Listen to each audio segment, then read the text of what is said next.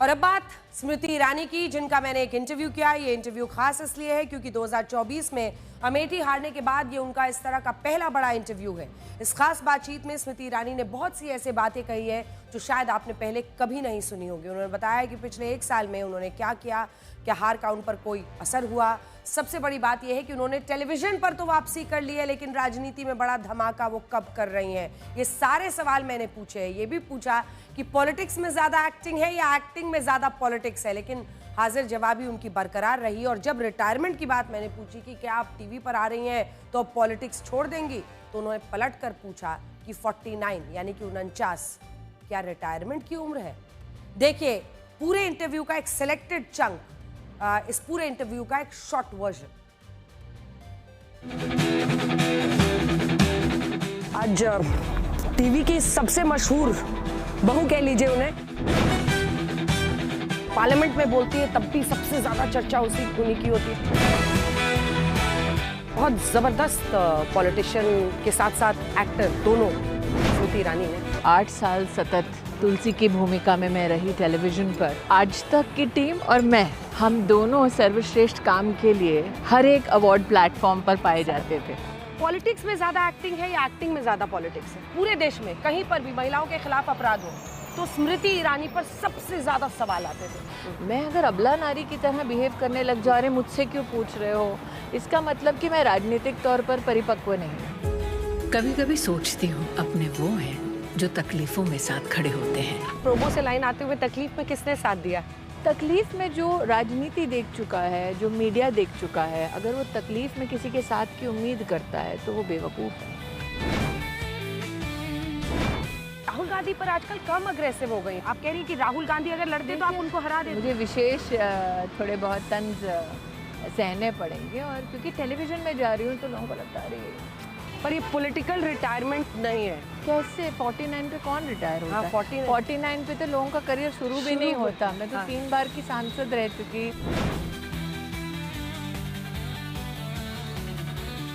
पिताजी कांग्रेस से थे, हैं आज भी। पिताजी कांग्रेस से थे? पिताजी कांग्रेस, माँ संघी। आप जब एकता कपूर के सामने आप गई हुई थी, अब एक ज्योतिष बैठे थे और उन्होंने बोला इसको रोको, इसी को काम दो। वो चेहरा पढ़ते हैं शायद, तो उन्होंने कहा कि ये लड़की जीवन में बहुत आगे जाएगी। ऑपरेशन सिंदूर हुआ, 1 या 2 लोग नाम छोड़ दे तो किसी ने भी खुलकर सेना का साथ नहीं दिया।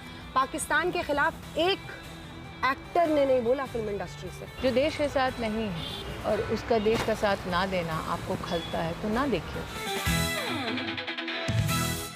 पहला सवाल स्मृति ईरानी जी जिससे शुरुआत करना चाहती हूँ, वो सवाल ये है कि एक वक्त पर सास भी कभी बहू थी में नहीं स्मृति ईरानी नहीं को कुछ नहीं हो सकता, स्मृति ईरानी को कुछ नहीं होना चाहिए, स्मृति ईरानी को वापस लाओ।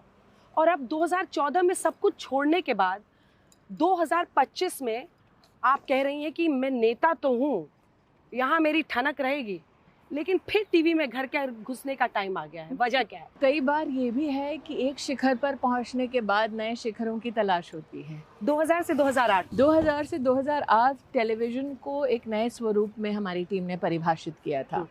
रात 10:30 बजे कोई भी टेलीविज़न उस ज़माने में नहीं देखता था। मुझे आज भी याद है जब हमने पहली बार ये शो करना शुरू किया था, हम लगभग 120-150 करीब लोग थे। किसी के पास अपना घर नहीं था, किसी के पास गाड़ी नहीं थी।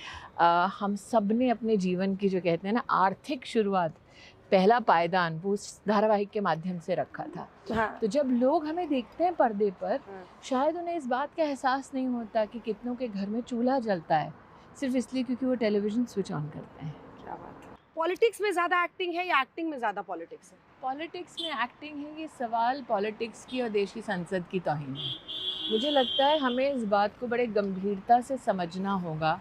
एक तो देश की संसद तक या फिर किसी भी राजनीतिक दल में एक ऐसी महिला जिसका राजनीति से कोई सरोकार नहीं, जिसका कोई ऐसी ना गॉड फादर गॉड मदर है, ना ऐसी कोई राजनीतिक पृष्ठभूमि है, ना किसी राजनीतिक परिवार से है जहाँ पर दमखम से कोई पिता या माँ उनके लिए जगह बना दे, तो आसान नहीं होता।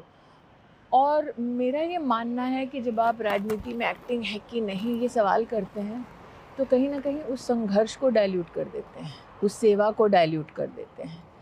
पॉलिटिक्स में आप एक्टिंग कर नहीं सकते क्योंकि रोज़मर्रा के लोगों की तकलीफ़ों का आपसे समाधान मिले ऐसे आपसे अपेक्षा होती है।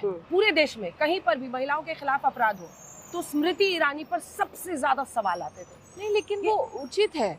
मुझे ऐसा लगता है कि जब मुझ जैसा व्यक्ति जो हर मुद्दे पे एक राय रखता है, जो हर मुद्दे पे बोलता है, उससे पूछने में कोई किसी प्रकार की हानि नहीं है। या आप अगर किसी राजनीतिक मंशा से विशेष रूप से मुझे टारगेट करते हैं तो वो राजनीति का एक नियम है, वो राजनीति का एक स्वभाव है। मैं अगर अबला नारी की तरह बिहेव करने लग जा रहे मुझसे क्यों पूछ रहे हो, इसका मतलब कि मैं राजनीतिक तौर पर परिपक्व नहीं हूँ। और अगर देश में कोई भी मुद्दा हो महिलाओं के संदर्भ में मुझसे पूछे भी तो उसमें हर्ज क्या है। आप HRD minister, minority affairs minister, बाल कल्याण, महिला और बाल कल्याण मंत्रालय सब आपने संभाला है। NCERT की किताबों को लेकर बहुत चर्चा है, आपके वक्त भी कई विवाद हुए थे, लेकिन मुगलों में अकबर को क्रूर शासक बताना विपक्ष को लग रहा है कि ये मुस्लिमों के खिलाफ बीजेपी सरकार का एजेंडा है। जो करिकुलम बनाते हैं NCERT का आपने इसमें उल्लेख किया, उनके पास पॉलिसी बनने के बाद ये उनके तत्वाधान में है कि वो लोग एक्सपर्ट्स को लेके करिकुलम बनाए। अकबर का क्या इतिहास रहा, वो आप अगर खंडों में सिर्फ उस विषय को प्रेषित करना चाहें जिसमें वाहवाही हो और कुछ कड़वी सच्चाइयाँ ना उसमें सम्मिलित की जाएं, तो ये इतिहास की तौहीन होगी। आप चाहते हैं कि हमारे देश में बच्चे हों या युवा पीढ़ी हो, वो इतिहास का हर पहलू जाने और उसके बाद किसी निष्कर्ष पर पहुँचे। Curriculum can not be devoid of historical facts. You cannot in some way embellish curriculum for your own political taste. Bihar में जो इलेक्टोरल रोल रिवीजन हो रहा है इसमें दो आरोप लग रहे हैं। एक आरोप ये लग रहा है कि चुनाव आयोग बीजेपी सरकार का राइट हैंड बन गया। ये चुनाव आयोग की तौहीन है। मुझे ऐसा लगता है कि अगर SIR में आप हिंदुओं को सम्मिलित नहीं करते तो आपके ऊपर पक्षपात का आरोप लग सकता है। SIR में अगर आप संवैधानिक मर्यादाओं को ताक पर रखते तो आप पे आरोप मढ़ना जायज़ था, लेकिन यहाँ पर आप आरोप किसी राजनीतिक दल पर नहीं कर रहे हैं। इनका अटैक कंसिस्टेंटली चुनाव आयोग पर रहा है, जो अपने आप में कॉन्स्टिट्यूशनल अथॉरिटी भी है और जिसमें इतनी कॉन्स्टिट्यूशनल क्षमता है कि वो अपना पक्ष सुप्रीम कोर्ट के सम्मुख या देश के सम्मुख रख सके। इस पर सुप्रीम कोर्ट अपनी टिप्पणी दे चुकी है, तो सुप्रीम कोर्ट की टिप्पणी पर टिप्पणी करना कहाँ तक उचित है? वो तो एविडेंस के आधार पर करते हैं। आप सुप्रीम कोर्ट पे तोहमत लगाएं, चुनाव आयोग पर तोहमत लगाएं, ये कहाँ तक वाजिब है? पर अवैध घुसपैठ के मुद्दे पर वो कह रहे हैं कि आप मुस्लिम्स को देश में टारगेट कर रहे हैं। आप अगर रोहिंग्या बांग्लादेशी हैं देश में तो आप खोजिए, उनको निकालिए, लेकिन ये काम चुनाव आयोग का तो है नहीं। अवैध घुसपैठी के किसी भी धर्म से विशेष उल्लेख तो सरकार नहीं करती। सरकार कहती है अवैध घुसपैठी।